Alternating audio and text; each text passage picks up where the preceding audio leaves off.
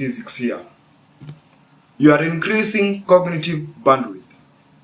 Think of it like this.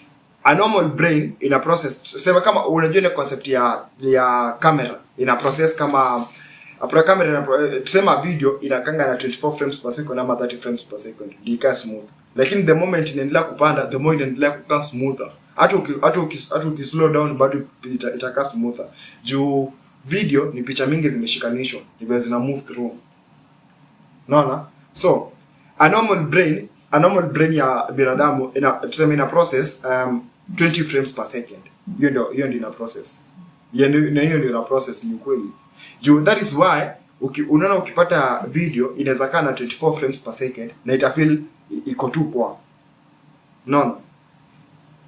Sasa sometimes hata unaona animation zinatengenezwa ama anime si zinachorwa.